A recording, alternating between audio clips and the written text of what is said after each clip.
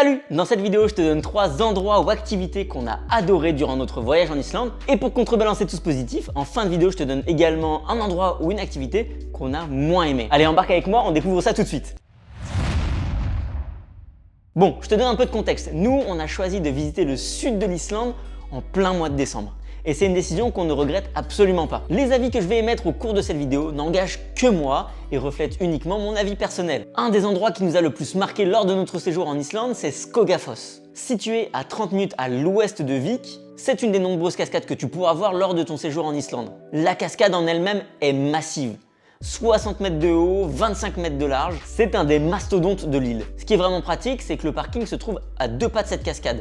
Donc si tu ne peux pas ou si tu ne veux pas marcher, tu pourras quand même profiter du spectacle depuis le parking. Pour les plus téméraires d'entre nous, à droite de la cascade se trouve un escalier d'environ 500 marches qui permet d'observer la cascade d'en haut et qui offre une vue spectaculaire sur l'horizon. Et puis en haut de la cascade, c'est aussi le départ d'un sentier tout bonnement époustouflant. Si je dis pas de bêtises, ce sentier, en son bout, mène à un refuge et on a décidé de pas aller à ce refuge parce que c'était pas prévu dans nos plans et qu'on n'avait pas vraiment le temps. Néanmoins, on a emprunté son sentier sur quelques kilomètres et franchement, ça valait vraiment le coup. Juste, petit point d'attention, si vous voyagez en Islande en hiver, que vous empruntez ce chemin et d'autres, n'oubliez pas de prendre des crampons parce que ça devient vite glissant, il y a des vraies plaques de glace. Parfois, les chemins sont difficilement praticables.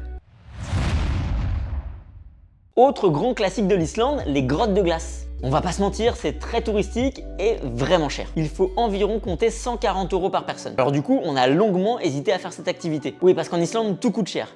Le logement coûte cher, la nourriture coûte cher, les activités coûtent cher. Et donc au début, on s'est dit que c'était peut-être une bonne idée de ne pas faire cette activité pour économiser un peu d'argent. Heureusement, on ne s'est pas écouté et on a fait cette activité. L'expérience était tout simplement unique. C'est vraiment l'occasion d'en apprendre plus sur les glaciers, sur les grottes de glace, mais sur l'Islande de manière plus générale. En fait, c'est aussi l'occasion de faire une activité qu'on ne pourra pratiquement jamais faire nulle part ailleurs. Ok, par contre, j'ai un conseil à te donner qui pourrait complètement changer ton expérience vis-à-vis des grottes de glace. Tu sais, sur internet, quand tu vas taper grottes de glace, il va y avoir plein d'offres différentes, de plein de services différents, à des prix assez similaires en général.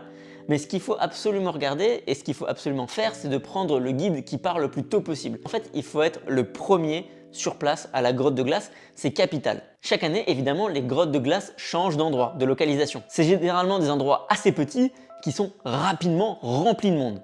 En partant en premier, ça veut dire aussi que tu vas arriver en premier sur place à la grotte de glace et que tu vas profiter en exclusivité de la grotte de glace avec ton groupe pendant quelques minutes, même si c'est 15-20 minutes, ça vaut le coup. N'hésite pas à ouvrir la description, je te parle un peu plus en détail de chaque top et de chaque flop et je te donne quelques petits conseils supplémentaires dont je ne parle pas forcément à l'oral.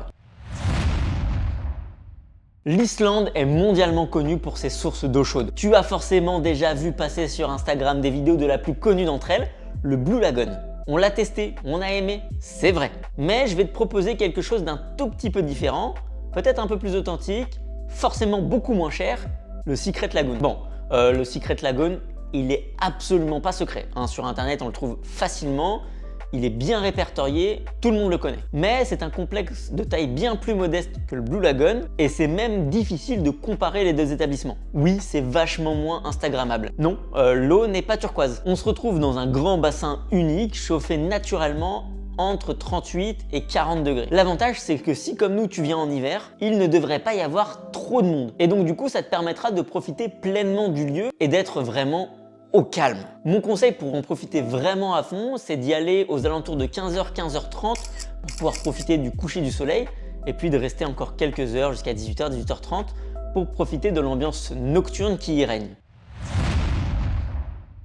Terminons par un flop car même si j'ai adoré mon séjour en Islande, il y a évidemment des choses que j'ai moins aimées. Et encore une fois, ne t'arrête pas à ce que je vais dire dans la vidéo, va te faire ton propre avis, c'est la meilleure façon de profiter d'un pays. C'est pas uniquement de se fier à ce que disent des gens dans des vidéos.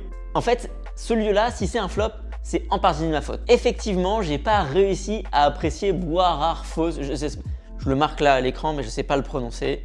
Désolé. Pour le coup, il existe deux manières d'observer cette cascade. Soit en se garant sur le parking de la cascade et ensuite marcher 2-3 minutes pour accéder à la cascade, soit en effectuant une randonnée de 3 km qui a fait arriver à la fin à la cascade. Nous, ce qu'on voulait faire initialement, c'est la randonnée.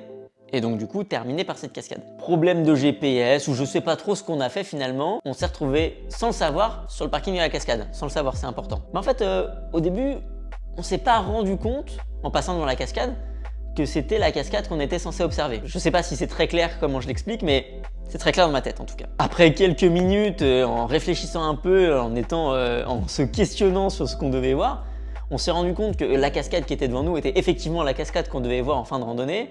On a à ce moment-là compris qu'on était sur le parking d'arrivée et on n'était toujours pas subjugué par la cascade. C'est pas qu'on est aigri, mais il y a des dizaines et des dizaines d'autres cascades sur l'île qui sont, à mon humble avis, bien plus impressionnantes que celle-ci. On a décidé de ne pas rester sur un échec et d'essayer de faire la randonnée en sens inverse, parce que c'est ce qu'on avait prévu à la base en termes de temps, de faire la randonnée. Échec une nouvelle fois, on a dû faire demi-tour au bout de quelques centaines de mètres parce que le chemin était complètement impraticable, rempli de boue, et on n'est pas les seuls à avoir rebroussé chemin, les gens devant nous et derrière nous aussi. Donc peut-être qu'on était le problème, mais peut-être pas. Voilà, j'espère que cette vidéo rapide t'aura donné envie d'aller visiter l'Islande en plein hiver. J'ai encore plein d'autres tops que j'aimerais beaucoup te partager, quelques petits flops également. Donc si tu as apprécié cette vidéo, n'hésite pas à l'aimer, la commenter, à t'abonner à cette chaîne parce que je vais essayer de poster du contenu de manière assez régulière dorénavant. Sur ce, c'est tout pour moi. N'oublie pas de voyager, à la prochaine.